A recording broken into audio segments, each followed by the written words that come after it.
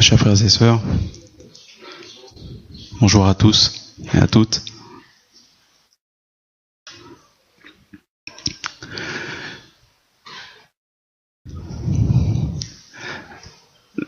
La semaine dernière, nous avions partagé sur un aspect vraiment important de notre vie, de notre marche avec le Seigneur. C'était dans la deuxième épître aux Corinthiens au chapitre 10. Et nous avions vu vraiment l'importance qu'il y avait à soumettre toutes nos pensées à l'obéissance de Christ, à ne pas nous laisser submerger, à ne pas nous laisser influencer par toutes nos perceptions, par tout ce que nous voyons ou entendons autour de nous, par tout ce qui peut nous effrayer ou nous décourager ou nous amener à faire ceci ou faire cela, mais à vraiment soumettre toutes nos pensées à la parole de Dieu.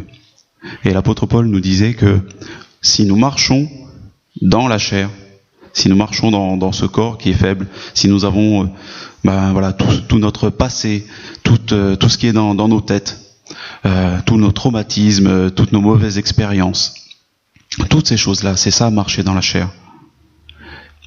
Nous marchons, nous vivons avec toutes ces faiblesses. Mais nous ne combattons pas selon la chair. Le Seigneur nous a donné des armes puissantes, et celle qu'on avait partagée la semaine dernière, justement, c'était la certitude de notre salut. Vous avez parlé du casque du salut, qui est ce que le Seigneur nous donne pour protéger nos pensées, protéger toute notre intelligence du découragement et des mauvaises influences. C'est un sujet qui est vraiment vital pour notre marche chrétienne, pour notre vie de tous les jours. Et je pense en tout cas, j'ai vraiment l'intention qu'on puisse en reparler encore, qu'on puisse vraiment insister sur ce point-là. Mais ce matin, j'avais à cœur de partager autre chose avec vous, un autre aspect aussi de notre marche avec le Seigneur, qui est le fait que, ici, tous rassemblés, nous formons l'Église de Dieu. Et je vais vous inviter à ouvrir vos Bibles dans la première épître aux Corinthiens, cette fois, au chapitre 12.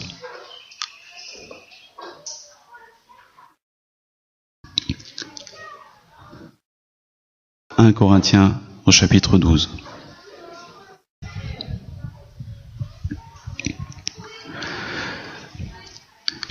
Si je pense à aborder ce sujet-là avec vous ce matin, c'est parce que cet après-midi, donc, va y avoir une réunion pour toutes les personnes qui veulent vraiment s'engager dans la vie de l'Église, qui veulent vraiment contribuer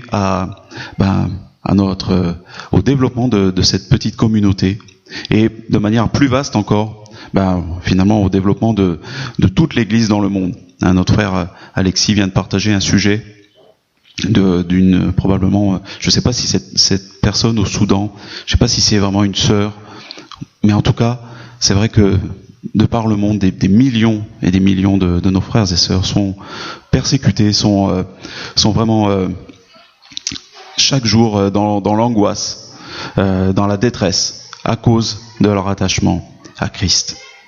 Et nous, ici, vraiment, nous avons la chance de ne pas être dans cette situation-là, en tout cas pour la plupart d'entre nous, même si je sais que certains ici sont vraiment persécutés à cause de leur foi, parce que leur foi ne correspond pas à ce que leur famille attend d'eux, à ce que leur milieu, leur culture leur impose.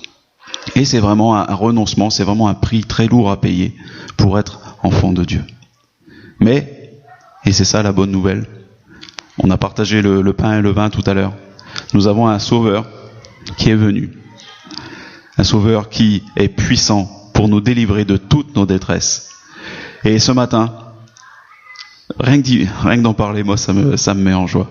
Ça me délivre de toute la pesanteur qu'il y a. Je sais pas, j'ai l'impression que cette semaine, le mauvais temps, la pluie, le vent, ça a influé beaucoup sur le caractère en tout cas de pas mal de personnes que j'ai vues.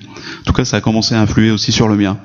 Et rien que de penser au Seigneur, tous les soucis s'envolent à ce moment-là. Et On a donc partagé le pain et le vin. On s'est donc rappelé que vraiment notre Sauveur est venu et qu'il nous a délivrés de toutes choses. Est-ce que vous êtes dans la joie ce matin? C'est vrai? Est-ce que vous avez été dans la joie tous les jours de cette semaine? Bon, c'est un peu autre chose là. Non, moi non, c'est sûr. C'est sûr. C'est pour ça, si nos pensées ne sont pas soumises au Seigneur, voilà, très vite elles divaguent et elles nous entraînent dans des choses qui ne sont pas de la parole de Dieu, qui ne sont pas conformes à son plan pour nous. Et son plan pour nous, c'est que nous soyons vraiment dans la joie. Et maintenant, une autre chose donc que je voudrais qu'on partage ensemble, c'est que nous formons une grande famille. Vous allez me dire, on dirait pas, mais si. Le Seigneur, quand il est venu pour nous sauver, finalement, il n'est pas venu pour sauver simplement des individus. Il est venu pour les rassembler aussi et pour se former un corps, pour se former vraiment quelque chose de nouveau, quelque chose qui n'existait pas avant sa venue. Et c'est ça l'Église. L'Église, c'est ce que je voudrais qu'on partage ce matin, c'est vraiment une unité, c'est vraiment un corps. Et ce corps, il doit marcher dans l'interdépendance, dans la solidarité. Nous tous ici qui sommes enfants de Dieu, et je prie pour ceux qui ne sont pas encore enfants de Dieu, qui n'ont pas donné leur cœur au Seigneur, qu'ils le fassent vraiment, et qu'ils entrent dans cette grande famille, dans ce corps. Mais nous tous ici qui sommes enfants de Dieu, nous faisons partie de quelque chose d'entièrement nouveau, d'un être qui est vraiment nouveau. Et cet être, c'est Jésus-Christ. C'est ce qu'on va lire donc dans 1 Corinthiens au chapitre 12, à partir du verset 12. Voilà ce que nous dit l'apôtre Paul, à partir du verset 12. Car comme le corps est un et a plusieurs membres, et comme tous les membres du corps, malgré leur nombre, ne forment qu'un seul corps, ainsi en est-il de Christ. Nous avons tous, en effet, été baptisés dans un seul esprit, pour former un seul corps, soit juif, soit grec, soit esclave, soit libre. Et nous avons tous été abreuvés d'un seul esprit. Ainsi le corps n'est pas un seul membre, mais il est formé de plusieurs membres. Si le pied disait « Parce que je ne suis pas une main, je ne suis pas du corps », ne serait-il pas du corps pour cela? Et si l'oreille disait « Parce que je ne suis pas un œil, je ne suis pas du corps », ne serait-elle pas du corps pour cela? Si tout le corps était œil, où serait l'ouïe? Et s'il était tout ouïe, où serait l'odorat? Maintenant, Dieu a placé chacun des membres dans le corps comme il a voulu. Si tous étaient un seul membre, où serait le corps? Maintenant donc, il y a plusieurs membres et un seul corps. L'œil ne peut pas dire à la main, « Je n'ai pas besoin de toi », ni la tête dire aux pieds, « Je n'ai pas besoin de vous ». Mais bien plutôt, les membres du corps qui paraissent être les plus faibles sont nécessaires. Et ceux que nous estimons être les moins honorables du corps, nous les entourons d'un plus grand honneur. Ainsi, nos membres les moins décents reçoivent le plus d'honneur, tandis que ceux qui sont décents n'en ont pas besoin. Dieu a disposé le corps de manière à donner plus d'honneur à ceux qui en manquaient, afin qu'il n'y ait pas de division dans le corps, mais que les membres aient également soin les uns des autres. Et si un membre souffre, tous les membres souffrent avec lui. Si un membre est honoré, tous les membres se réjouissent avec lui. Vous êtes le corps de Christ, et vous êtes ses membres, chacun pour sa part. Ce que je voudrais qu'on voit ce matin, qu'on puisse partager et qu'on puisse vraiment se convaincre de ces vérités-là, c'est vraiment ça. Malgré toutes nos différences, malgré tout ce qui peut nous séparer, nous sommes un seul corps. Et ce corps, c'est pas n'importe quel corps. C'est le corps de Jésus-Christ qui vit actuellement sur cette terre. Et il y a donc, premièrement, c'est ce que souligne l'apôtre ici, il y a vraiment une identité, une union, une unité. Je ne sais pas comment dire ça. On peut le dire de plusieurs manières, mais voilà, cette identité entre nous tous ici, qui sommes enfants de Dieu, et Jésus-Christ, notre Seigneur. Et ensuite, donc, pour vraiment dire qu'on est un corps, il faut que donc il y ait aussi une unité et des relations entre nous. C'est la deuxième chose que l'apôtre Paul nous donne ici. Et pour que cela puisse marcher, il faut vraiment qu'il nous donne aussi la puissance pour avancer chaque jour. C'est la puissance de son esprit. Et la troisième chose, donc, c'est justement, comme nous devons avoir ces relations, l'esprit, nous sommes à la fois plongés dedans et remplis de lui. Et enfin, la dernière chose, c'est que, puisque donc dans ces relations, on doit se protéger les uns les autres, on doit s'aimer les uns les autres. Il y a véritablement une solidarité entre nous. Et que c'est une réalité, ça, qui, en fait, ne dépend pas de notre volonté. Quand nous avons été sauvés, nous avons été directement intégrés dans le corps de Christ. Et si nous ne vivons pas cette réalité, alors nous nous privons, nous nous privons de la vie de Christ en nous. Il n'y a pas de vie pour le chrétien, il n'y a pas de vie en dehors de l'Église. Et ce que je voudrais qu'on puisse vraiment partager ce matin, c'est ça. C'est l'Église, pour le chrétien, c'est pas une option, c'est pas un choix. C'est une obligation. C'est une vérité qu'on ne peut pas contourner.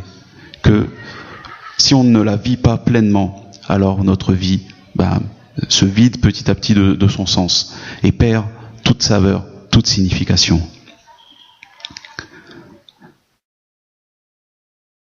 Au verset 12, donc, au début de ce texte, l'apôtre Paul dit « Car comme le corps est un et a plusieurs membres, et comme tous les membres du corps, malgré leur nombre, ne forment qu'un seul corps, ainsi en est-il de Christ. »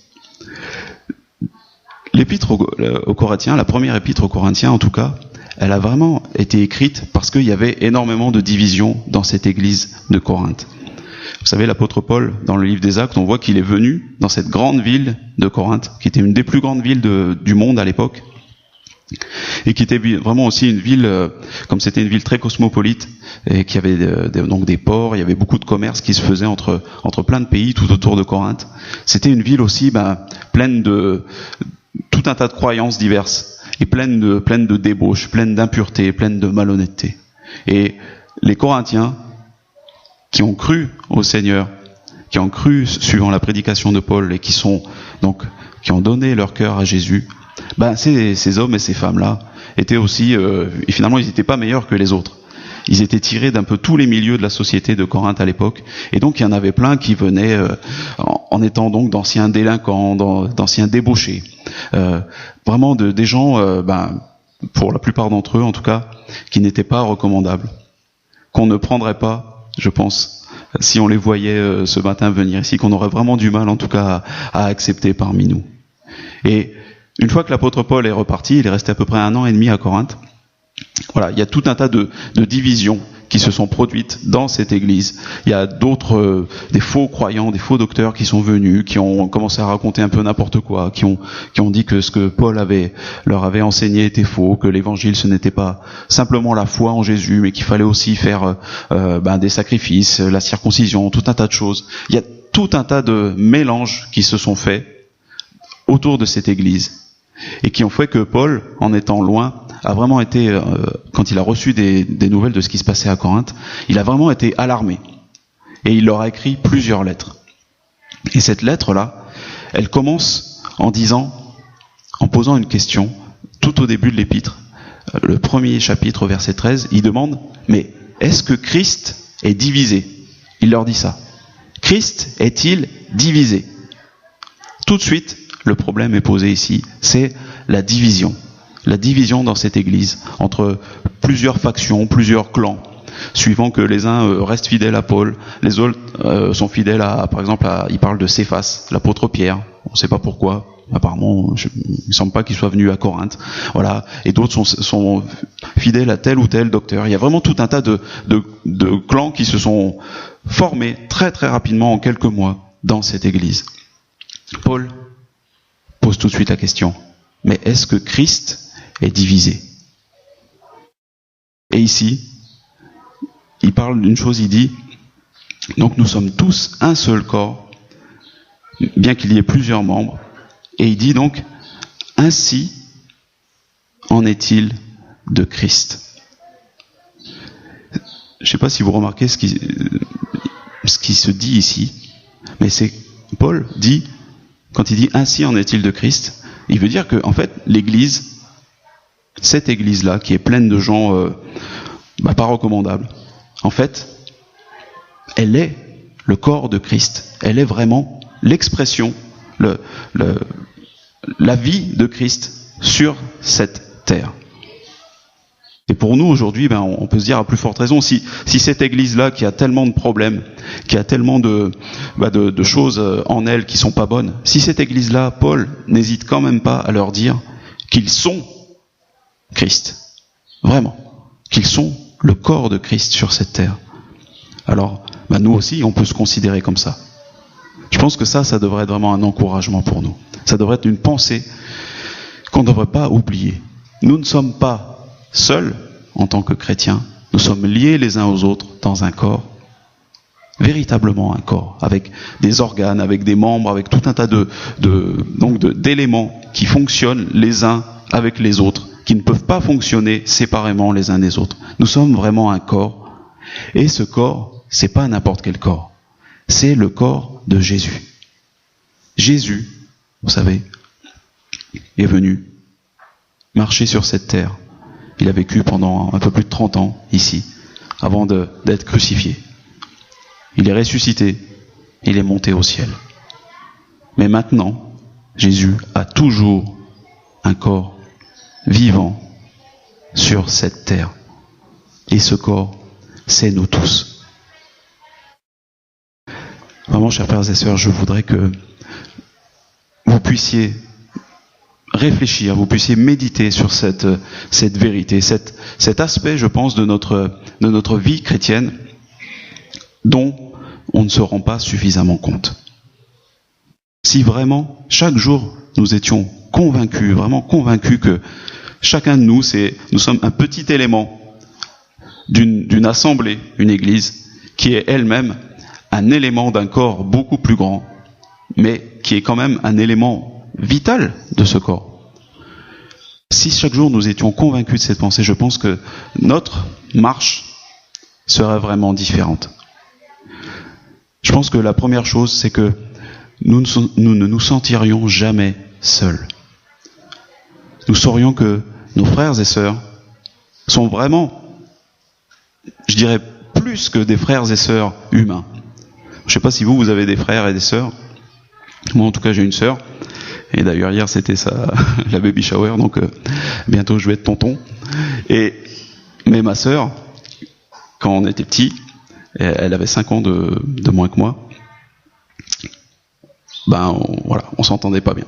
C'était vraiment difficile entre nous. Et même si je pense qu'il y avait vraiment de l'amour, mais il y avait aussi beaucoup de bagarres, beaucoup de difficultés, beaucoup de colère, de jalousie, et même parfois de la haine.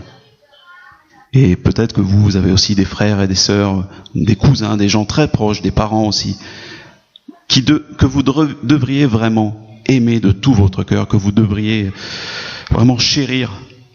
Jamais vous ne devriez penser de mal d'eux ou avoir quoi que ce soit contre eux. Mais pourtant, puisque, nous marchons dans la chair, il y a en tout cas, il peut y avoir, c'est souvent il y a cette inimitié. Et on voit des familles qui sont déchirées, des familles qui se battent pour, peut-être même des fois pour rien, ou juste pour des paroles qui ont été dites. Toutes ces choses-là, ces frères, ces sœurs, ces parents, ces enfants, qui se font du mal, qui se détruisent. Évidemment, ce n'est pas la volonté de Dieu, non seulement pour le monde, mais évidemment pas aussi pour son Église. Alors, si nous sommes des frères et sœurs,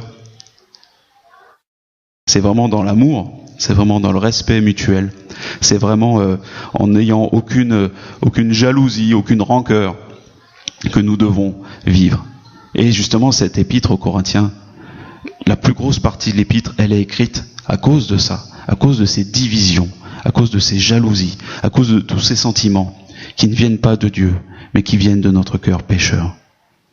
Et l'apôtre Paul ici, donc, dans la suite de cette comparaison qu'il fait entre un corps et nous tous ici, il nous montre vraiment, oui, il n'y a aucune jalousie à avoir, il n'y a aucune comparaison à faire finalement entre chacun de nous qui sommes chacun un membre de cette Église. Mais, en attendant, ce que je voudrais vraiment qu'on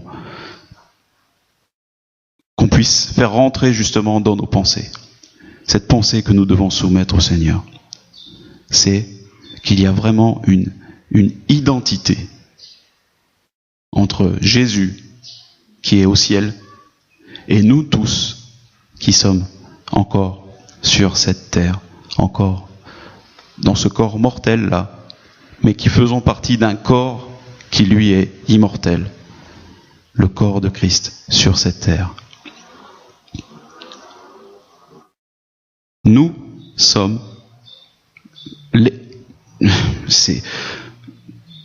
j'ai vraiment du mal à le dire, mais c'est ça. Nous sommes Christ sur terre. Et la responsabilité que ça implique, c'est quelque chose d'énorme, c'est quelque chose d'écrasant.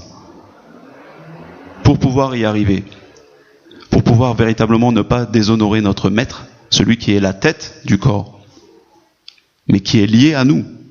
Parce qu'une tête sans le corps ne peut pas vivre. Et un corps sans tête ne peut pas vivre non plus.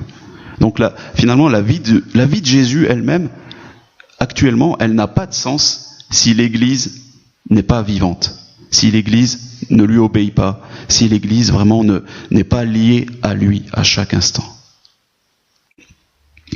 Pour y arriver, il faut la deuxième chose dont j'ai parlé, c'est-à-dire que dans nos relations entre nous, nous puissions être débarrassés de toute chose qui crée des divisions entre nous.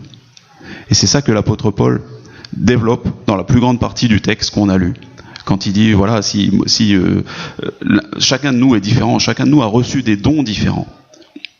Et il précise bien, encore une fois aussi, au début de l'épître, tout au début, le 7e verset, il précise bien aux Corinthiens, il leur dit « Vous avez reçu tous les dons.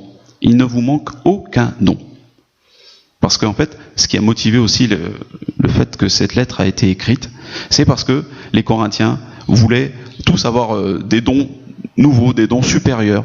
Ils étaient jaloux les uns des autres. Et ceux qui avaient, par exemple, et on parle beaucoup de ça, le don des langues, d'autres voulaient aussi avoir le don des langues et l'avoir d'une meilleure manière, et prier en langue, parler en langue, et faire toutes ces choses-là mieux que les autres. À cause de toutes ces divisions, donc, cette Église n'allait pas bien. Et la jalousie régnait au milieu d'eux. Paul, ici, et ça je pense c'est un passage très connu de la Bible, donc à partir du verset 14, quand il dit « Le corps n'est pas un seul membre, mais il est formé de plusieurs membres ». Et il explique ça de manière, je pense, très vivante, très illustrée. C'est que, peut-être que l'un de nous est l'œil, peut-être que l'un de nous, un autre est l'oreille, peut-être que l'autre est le nez, peut-être que l'un est la main, l'un est le pied. Chacun, vraiment, a sa place. Et il n'y a aucune raison de se jalouser, il n'y a aucune raison de chercher à avoir aussi ce que l'autre a, ou à se débarrasser de ce qu'on a pour prendre quelque chose d'autre. Je pense que c'est quelque chose d'assez évident. Et nous voyons, en tout cas moi d'où je suis, je le vois bien, nous sommes tous vraiment très différents. Nous avons, à tout point de vue, nous sommes différents. Mais Paul le dit bien, il n'y a aucune différence humaine qui a de valeur ici. Il dit, nous formons un seul corps, soit juif, soit grec, soit esclave, soit libre. Il n'y a pas de différence sociale, il n'y a pas de différence au niveau de nos origines. Il y a d'autres passages encore, c'est répété plusieurs fois dans le Nouveau Testament. Il dit qu'il n'y a même plus, finalement, par rapport au salut, il n'y a même plus ni homme ni femme, il n'y a plus aucun peuple qui tient. Vraiment, nous sommes tous unis en Christ. Et ces relations-là que nous devons vivre.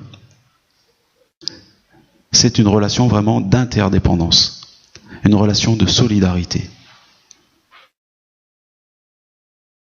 Ce qu'on va partager, je pense, cet après-midi, c'est justement commencer enfin, peut-être pas commencer parce que ça fait un moment qu'on a commencé, mais en tout cas, essayer de resserrer les liens entre nous, et en particulier entre ceux qui ont vraiment à l'heure actuelle la volonté de s'engager dans la vie de l'Église, et pouvoir nous concerter, pouvoir savoir exactement quels sont les dons, les qualités des uns et des autres, quels sont leurs désirs, quelles sont les idées qu'ils ont, qu'est-ce que le Seigneur a mis vraiment dans leur cœur, pour que nous puissions fonctionner comme un seul corps.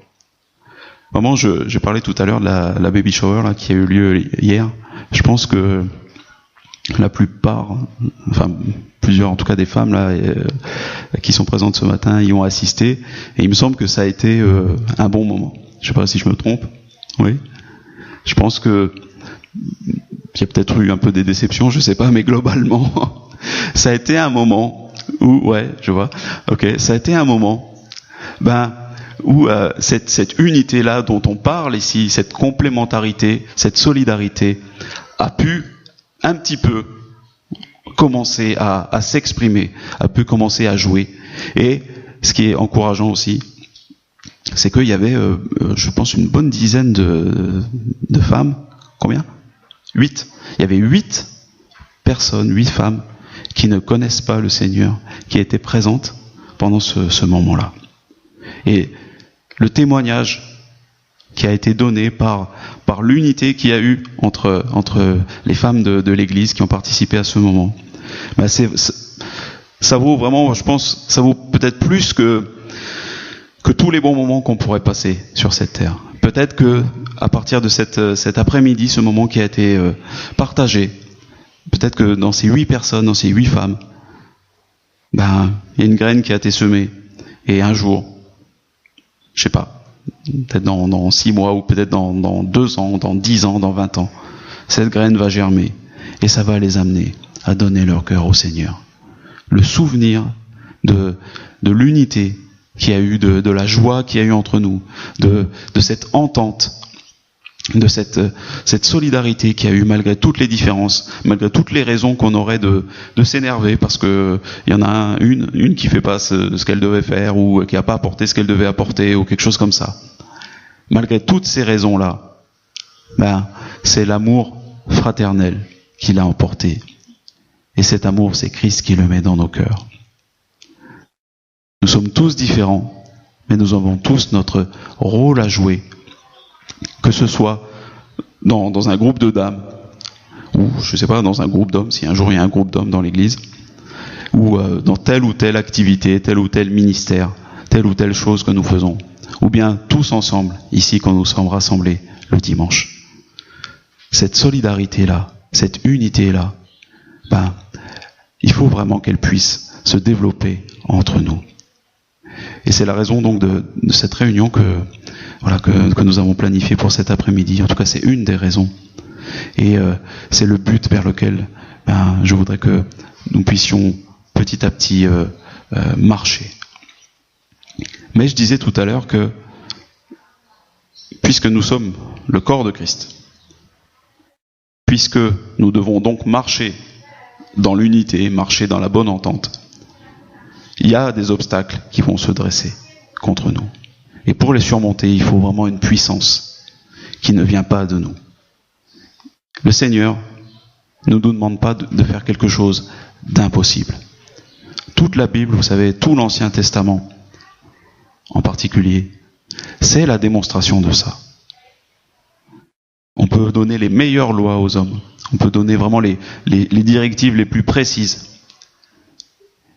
Ils ne peuvent pas les respecter. Ils ne peuvent pas les accomplir. Parce que en eux, dans leurs membres, dans leur chair, le péché est là.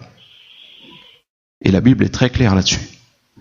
Le péché ne peut pas accomplir la loi de Dieu parce qu'il ne le veut pas. Parce qu'à aucun prix, il ne le veut. Alors, pour y arriver, pour manifester Jésus-Christ qui est celui qui a vaincu le péché. Pour vraiment vivre sa vie sur cette terre, il nous faut une puissance qui n'est pas en nous, mais qui vient de Dieu. Et c'est ce qu'on lit donc au verset 13, quand l'apôtre nous dit « Nous avons tous en effet été baptisés dans un seul esprit, pour former un seul corps, soit juif, soit grec, soit esclave, soit libre. Et nous avons tous été abreuvés d'un seul esprit. »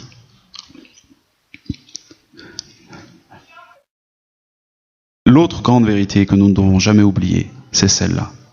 Nous avons été baptisés dans un seul esprit, qui est l'Esprit de Dieu. Et vous savez, je le répète assez souvent, mais je le répéterai encore, parce que c'est important. Baptisé, baptême, c'est un mot finalement, vous savez, c'est une boîte noire, quoi. C'est un mot, on le connaît bien, mais qu'est-ce que ça veut dire exactement? Il y a tout un tas d'interprétations. En fait, ce serait mieux de dire que vraiment nous avons été plongés, nous avons été immergés dans l'Esprit de Dieu. Ça encore, c'est une vérité qu'il ne faut pas oublier. Le Seigneur nous a donné son Esprit et il nous a même carrément plongés dedans. C'est-à-dire que normalement, enfin si je comprends bien ce qui est écrit là, nous vivons dans la présence permanente de l'Esprit de Dieu. Il est là, il me semble, tout autour de nous, en tout cas tout autour de notre nouvelle vie, de notre être spirituel. Et nous avons été donc plongés dedans, dans ce bain de régénération, comme l'apôtre Paul le dit à un autre endroit. Nous avons été plongés là-dedans pour un but particulier, donc pour former un seul corps. Là encore, on revient à ce qu'on avait dit au début. Puisque Christ veut exister sur terre à travers nous tous, à travers nos vies. Alors, il nous donne son esprit, il nous plonge dans son esprit et il nous donne son esprit justement pour former ce corps, pour qu'il nous donne la force, pour qu'il nous donne tout ce qui est nécessaire pour former ce corps. Et autre chose, il n'est pas seulement finalement autour de nous, il est aussi en nous. Et c'est ce qu'il dit ensuite quand il dit que nous avons tous été abreuvés d'un seul esprit. Plongés dans un seul esprit, abreuvés, remplis d'un seul esprit, nourris d'un seul esprit. Cet esprit, c'est l'esprit de Dieu. Dieu n'est pas divisé. Donc, nous tous ici, nous ne pouvons pas finalement, enfin en tout cas nous ne devrions pas avoir des divergences qui nous amènent à nous diviser. Si nous marchons vraiment par cet esprit-là, si nous sommes vraiment interrogés nous-mêmes, nous avons en toute sincérité prié, on a chanté tout à l'heure le Notre Père, qui demande que la volonté de Dieu soit faite. Si vraiment, donc, nous sommes dans cet esprit, nous sommes nourris de cet esprit, alors nous devrions toujours trouver quelque chose pour nous mettre d'accord, un point de rassemblement, sans faire de compromis par rapport à la parole de Dieu. C'est ça qui est difficile, et c'est ça qui prend, je pense, qui prend du temps, qui prend beaucoup d'efforts entre nous. Parce que si nous sommes plongés dans un seul esprit, si nous sommes abreuvés d'un seul esprit, malgré tout, autour de nous, il y a d'autres esprits.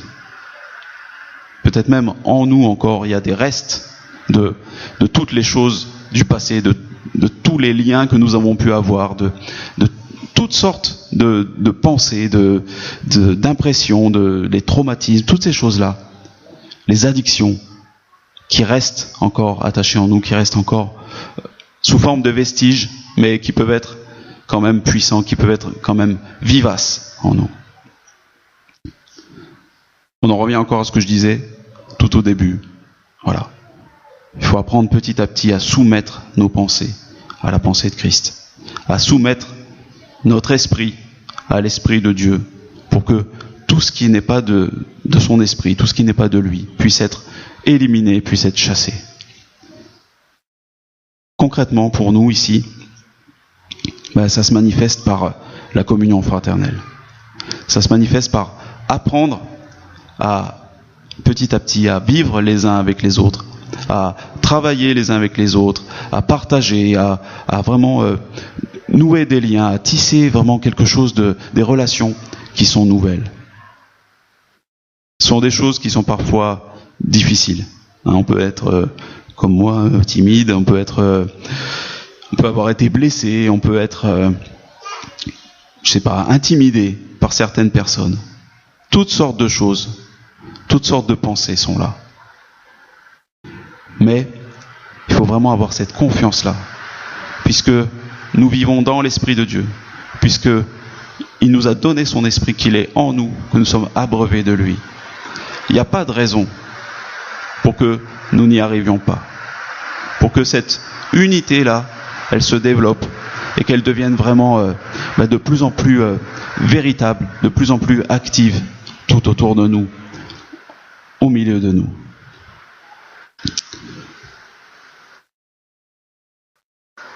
Ça prend du temps.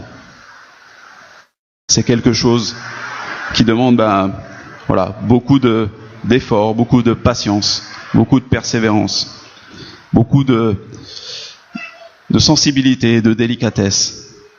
Certains d'entre nous, justement, on manque de délicatesse, on manque de patience, on manque de tact les uns vers les autres, on met les pieds dans le plat, comme on dit. Il y a beaucoup de choses qui sont là pour nous blesser, qui sont là pour nous séparer. Mais je voudrais vraiment qu'on puisse se souvenir de ça.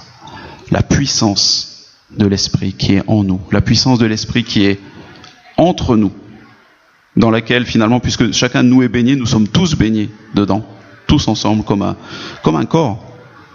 Cette puissance-là est plus grande que tout ce qui est dans ce monde.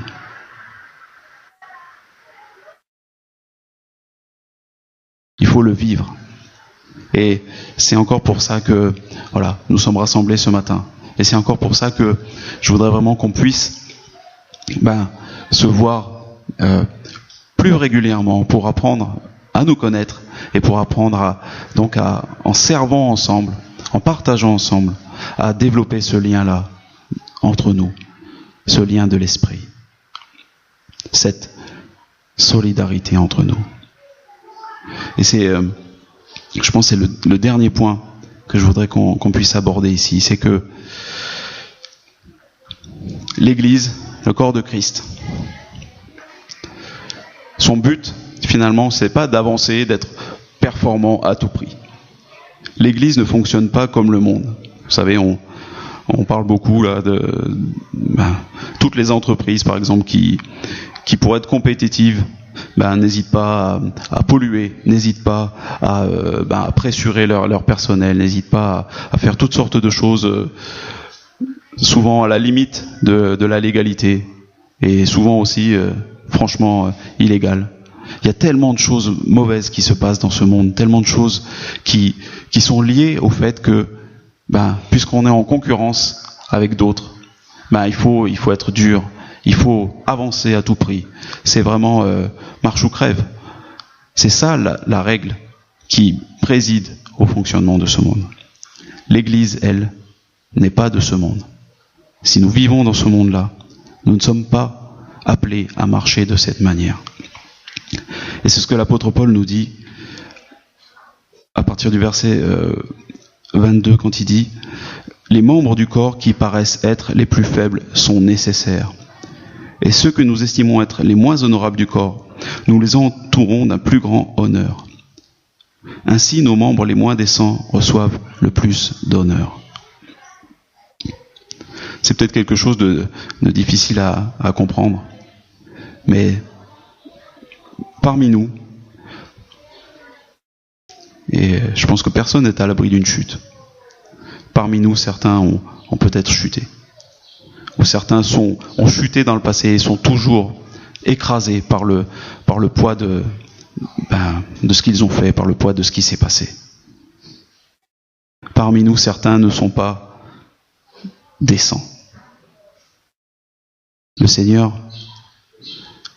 vraiment, nous appelle à nous relever les uns les autres, à nous exhorter, à nous encourager les uns les autres, à nous honorer les uns les autres, à ne laisser personne sur le bord du chemin. L'Église, elle peut pas, vous savez, c'est pas, on peut pas dire, voilà, bon, il y en a certains, ils vont courir, arriver jusqu'au but, et puis les autres, ils vont clopiner, ils vont boiter, et puis, peut-être qu'ils y arriveront un jour, mais en tout cas, ceux qui peuvent y arriver, allez-y maintenant, et puis voilà, montez tout au sommet, remportez le prix, et puis, peut-être qu'une fois que vous aurez remporté le prix, vous pourrez redescendre pour aider les autres. C'est pas ça, la marche en Christ. C'est dur, c'est difficile, c'est long, c'est frustrant. Peut-être d'attendre ceux qui sont pas prêts, d'attendre ceux qui hésitent. C'est décourageant, peut-être c'est fatigant de toujours essayer de les exhorter, de toujours essayer de les encourager d'une manière ou d'une autre. C'est vraiment quelque chose qu'il faut recommencer sans cesse. Mais c'est ça qui a du prix, vraiment, pour le Seigneur. Vous savez, nos membres les plus faibles, nos organes, les organes internes, tout un tas de choses qui sont vraiment faibles, ces choses-là sont protégées. Notre cœur, nos poumons, qui sont, finalement, on pourrait dire, c'est ce qu'il y a peut-être de moins beau en nous, quoi. Ça ressemble à rien, c'est mou, c'est sanguinolent. Ces choses-là sont protégées par les membres qui sont les parties de notre corps qui sont les plus solides, les os, les muscles, etc. Je pense que c'est vraiment cette image-là que le Seigneur veut. Et ces organes qui ont l'air faibles, qui ont l'air répugnants, mais malgré tout, c'est eux aussi qui sont vraiment vitaux pour nous et dont on ne peut pas se passer. Alors ici, nous tous, voilà, qui que nous soyons, le Seigneur nous appelle vraiment à ne pas nous juger, à ne pas nous regarder avec mépris, à ne pas dire moi je suis comme ça et l'autre est comme ça, mais à nous attendre, à prendre soin les uns des autres, à ce que personne ne se sente abandonné, à ce que tous puissent se sentir honorés. Ça ne veut pas dire qu'on peut tout excuser, qu'on peut tout tolérer. Parce que nous avons une arme, c'est la parole de Dieu. Cette arme, elle n'est pas faite seulement pour détruire notre ennemi, elle est faite aussi pour aider ceux qui sont nos frères et nos sœurs, et ceux qui sont dans la chute. La parole de Dieu, elle est vraiment dure. Elle nous appelle vraiment à être totalement honnêtes. Elle nous appelle dans nos relations de couple, vraiment à nous respecter, à nous aimer les uns les autres. Dans toutes nos relations, elle nous ordonne vraiment d'être comme Jésus, de ne pas marcher dans le péché. La parole de Dieu est vraiment dure. Mais si on ne l'utilise pas, ceux qui ne la respectent pas ne vont pas non plus pouvoir justement ouvrir les yeux sur leur péché, ouvrir les yeux sur leur faiblesse. C'est ça la difficulté, je pense, de notre marche. C'est de pouvoir exhorter, de pouvoir encourager, sans tomber dans la faiblesse, sans fermer les yeux sur ce que la parole nous dit. C'est pouvoir vraiment être compréhensif sans être faible. C'est un équilibre qui est difficile. Et c'est pour ça que nous avons besoin les uns des autres pour y arriver. Pour finir, j'aimerais raconter une petite histoire que j'ai lue hier et qui m'a encouragé. Parce que, vous savez, si Alexis nous a parlé de ce qui se passe dans certains pays, qui sont des choses qui sont vraiment terribles, il y a aussi parfois des choses vraiment, vraiment surprenantes et vraiment bonnes qui arrivent dans ce monde. Et je suis sûr que évidemment c'est l'œuvre de notre Seigneur, même envers ceux qui ne sont pas ses enfants. Et l'histoire que je voudrais partager avec vous, c'est ce qui s'est passé en Amérique il y a quelques semaines de ça, à New York. Il y a trois jeunes femmes qui sont colocataires dans un appartement et qui ont apparemment, je pense qu'elles n'ont pas énormément d'argent. Hein. Et je sais pas s'il y en a qui vivent en colocation ici.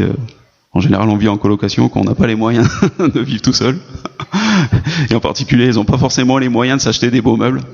Et donc, ces trois jeunes femmes ont acheté à l'Armée du Salut un canapé, un vieux canapé d'occasion qui était là. Et elles l'ont pas payé très cher, elles l'ont payé à peu près $55, donc ça fait à peu près quelque chose comme 4500, 5000 francs. Donc c'est vraiment pas cher pour un canapé. Elles l'ont ramené chez elles, et après quelques jours, elles se sont aperçues qu'il y avait quelque chose dans un des coussins du canapé, quelque chose de dur, quelque chose de vraiment pas confortable. Il y en a qui connaissent l'histoire ou non? Et donc un jour elles ont ouvert ce coussin-là, et elles ont sorti ce qu'il y avait dedans, et elles ont vu que dedans il y avait des enveloppes. Et dans ces enveloppes, il y avait des billets de banque.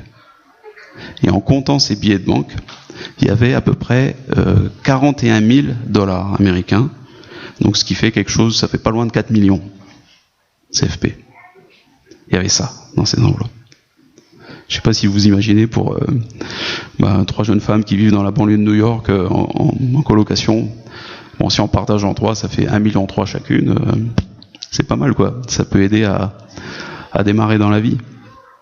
Mais dans une de ces enveloppes, il y avait aussi le nom de la personne qui avait caché cet argent-là. C'était une vieille dame qui a 92 ans.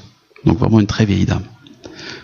Alors, on ne sait pas trop comment le canapé a atterri à l'armée du salut avec tout ce qu'il y avait dedans. Je ne sais pas si elle a perdu la boule et qu'elle se souvenait plus qu'elle avait caché ses économies dans son canapé, ou je ne sais pas si c'est la famille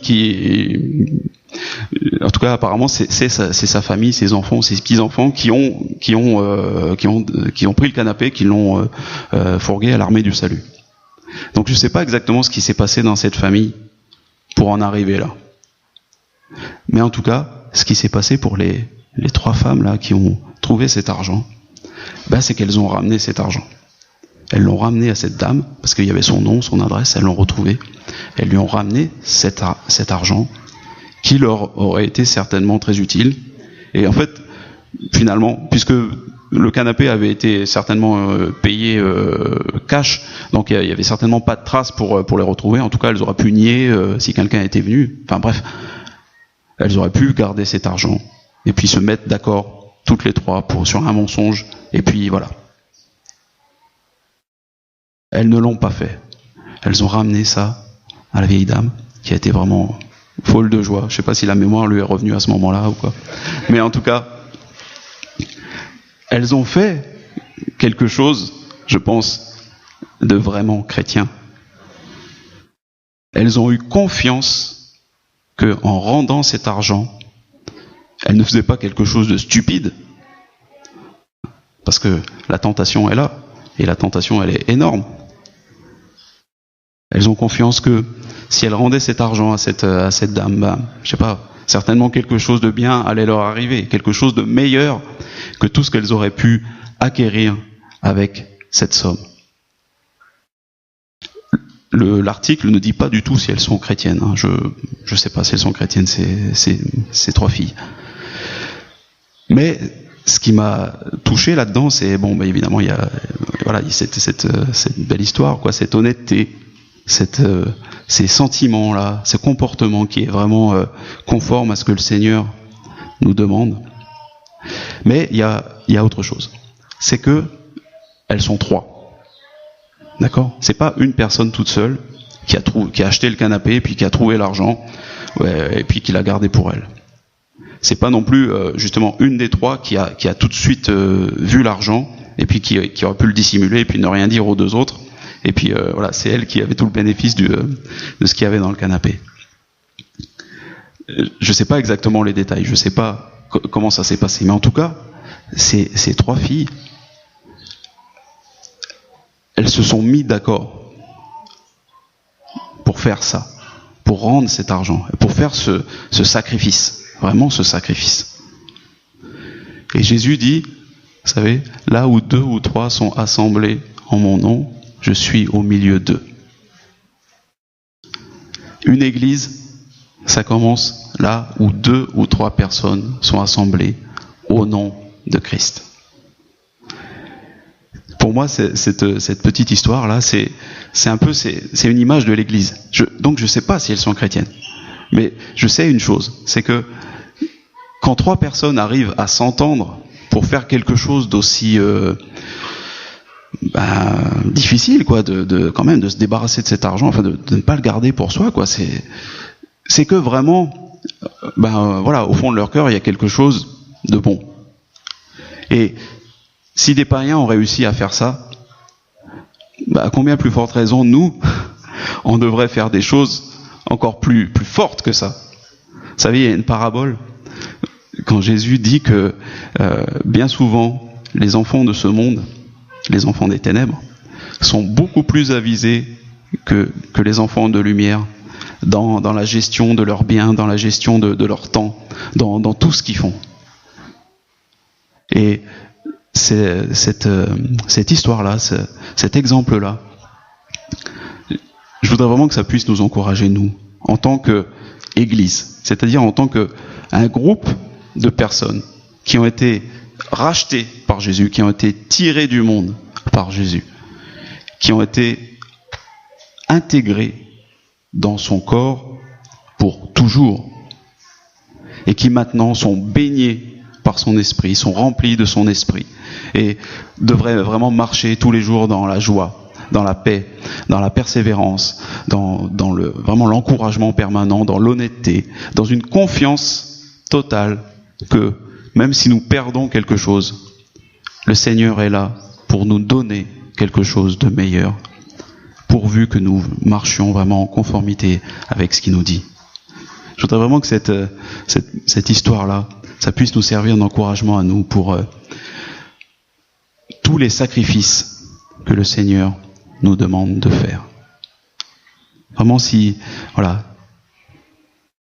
3 femmes qui ne connaissent probablement pas Jésus ont pu faire ça, combien est-ce que nous, on pourrait faire de choses plus grandes? Nous sommes vraiment le corps de Christ. Christ vit en nous. Et je voudrais vraiment qu'on puisse être encouragés tous ensemble, malgré toutes nos différences, malgré toutes les faiblesses des uns, malgré toutes les forces des autres, malgré tout ce qui nous sépare, voilà. À comprendre que le lien qui est en nous est plus fort que tous les liens de ce monde, est plus fort aussi que toutes les divisions qu'il pourrait y avoir. Et comprendre aussi que l'Église, cette unité entre nous, cette solidarité entre nous, ce n'est pas un choix.